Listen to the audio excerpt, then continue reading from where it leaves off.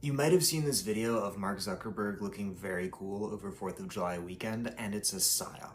Recently released emails from inside Meta prove that Zuck's public image rehab has been in the works for years. These emails were released as part of Tennessee versus Meta, which is a big court case a bunch of US states are bringing against Meta for ignoring the dangers on its platforms, for saying Instagram was safe for teenagers when internally they probably knew that it wasn't. One of these exchanges is between Mark Zuckerberg and Peter Thiel. If you're not familiar with Thiel, which a lot of people aren't because he's kind of secretive, he's maybe the most evil of the tech bros. He was an early investor in Facebook, so he made a lot of money there. He now runs Palantir, which is a defense contractor that does like all the drone and AI stuff. He's written like weird theoretical far-right texts advocating for monarchy or like a, autocratic imperial rule. And he's rumored to have blood boys that he hires for their blood and then draws it out of their bodies and injects it in himself so he can remain looking young. And so that dude writes to Mark Zuckerberg that the boomers are going to be out of power by 2030. It'll be millennials in charge of America, which clearly hasn't happened yet. And he then says Mark Zuckerberg is maybe the most famous member of his generation. Clearly he isn't.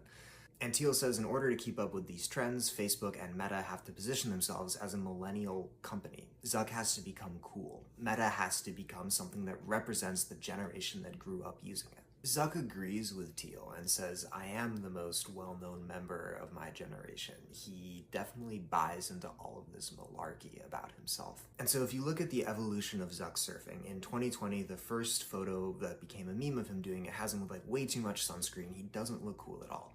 The next photo, 2021, that he posted himself has him, holding an American flag at sunset, riding along.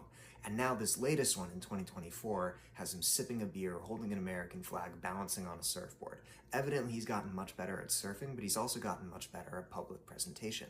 In the past few months, Zuck has been, throwing up fits. Zuck has been, styling. But it makes me wonder, like, what is this all for? Why is Zuck now wanting to be a Chad when previously he was the culture's, like, vision of what a virgin is? Zuck was, like, the archetypical nerdy computer boy. I mean, Jesse Eisenberg played him in a movie. Now it would be Timothée Chalamet, or maybe, like, Ryan Gosling would play Zuck. And for me, the remarkable part of the exchange between Thiel and Zuck isn't so much that they're coordinating his public image, it's that there's no mention of like money or profitability. They're talking about who's going to be in charge of the state and the machinery of public administration and how Meta can best position itself to influence that. If the government's going to be run by millennials and Meta wants to have a say in that, it's got to be a millennial company. But their goal isn't even money at this point. Their goal is some kind of influence, some kind of power. Zuck suddenly becoming a beer-chugging, surfing, patriotic bro has me kind of shook and concerned because his other model of behavior is Augustus Caesar, the Roman emperor that destroyed a republic and brought in an era of autocratic but stable rule. And if that's Zuck's vision for America, then that's kind of worrisome. But regardless of my reservations, you gotta hand it to him. He looks cool, and I hate it.